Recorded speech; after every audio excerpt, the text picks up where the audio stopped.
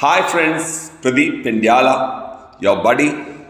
Today I am going to introduce you to a very famous personality known as Jiddu Krishnamurti.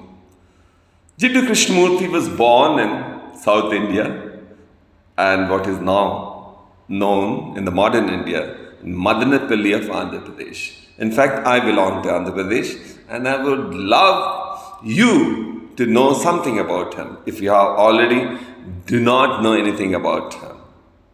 Well, he was a scholar, he was a writer, he was a philosopher.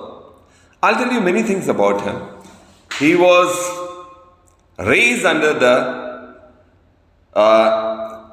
tutelage of Annie Besant of Theosophical Society, when the headquarters was in Adayar of Madras. For briefly, if you want to know what he is and who is Jiddu Krishnamurti, he was a philosopher and he was a speaker and a wonderful writer.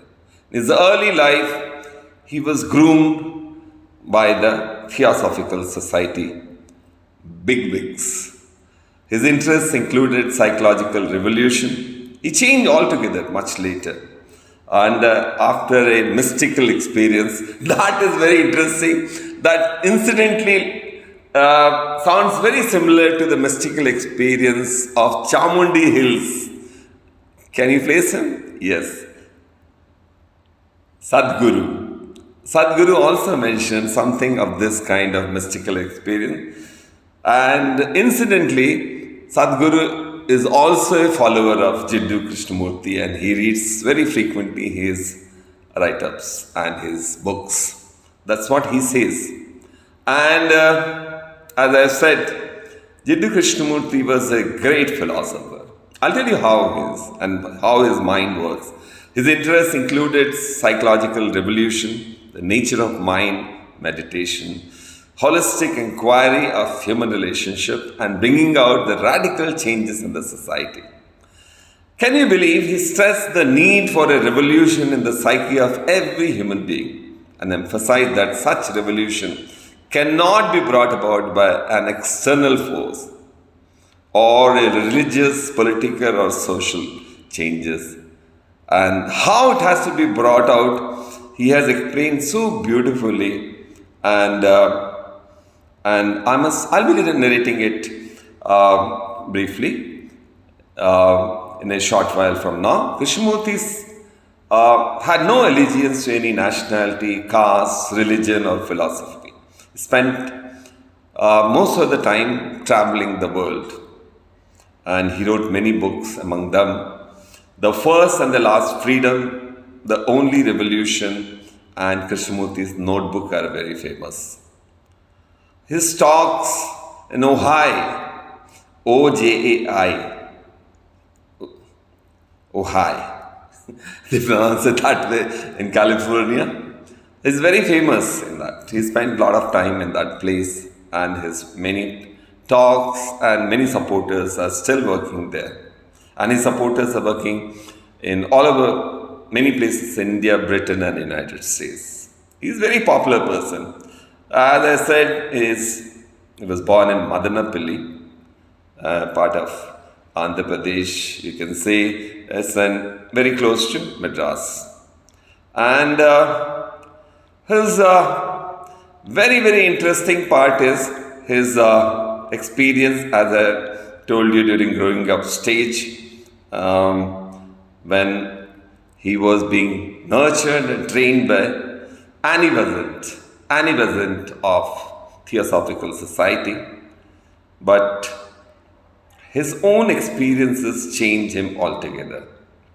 There was a life-altering experience suddenly, the so-called mystical experience way back in 1922. Very similar to, as I mentioned, Sadhguru, when he suddenly went to Chamundi Hills and stayed there for 13 days and woke up to be a mystic. But this is a slightly different story. He woke up early with a strong feeling way back in 1922 of otherness, of another world that is beyond all thought. There was a heightening of sensitivity. Sensitivity not only to beauty, but also to all other things. The blade of grass was astonishingly green. That one blade of grass contained the whole spectrum of colors. That's how he felt after the mystical and life-changing experience. It was intense, dazzling, and such a small thing, so easy to destroy. Strange how during one or two interviews, that power-filled room where he used to talk was amazing experience. It seemed to be one's eyes and breath. It comes into being suddenly and most unexpectedly. The force and intensity that is quite overpowering, and at other times it is there quietly and serenely. But it's there whenever one wants it or not. There is no possibility of getting used to it, or for it has never been, or will it ever be. That was the amazing presence, the charismatic presence of Jiddu Krishnamurti. The process at Ojio, Ojal, somewhere in California. Whatever its cause or validity, was a cataclysmic milestone for Krishnaji. We call him Krishnaji or Krishna, Jiddu Krishnamurti.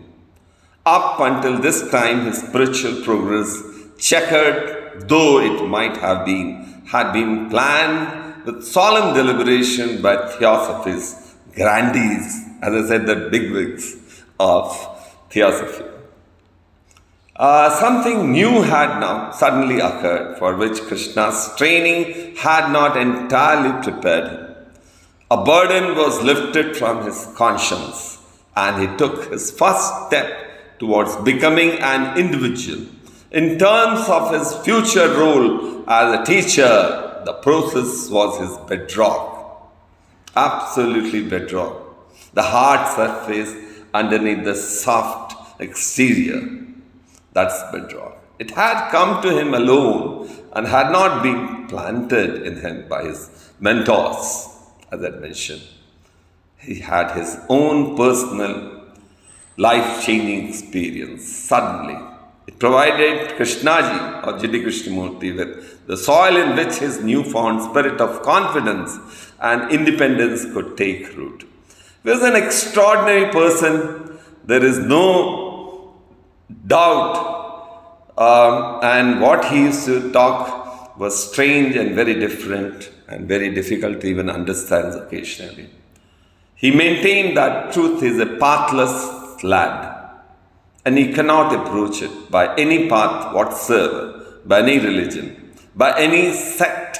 That's what is believed strongly at.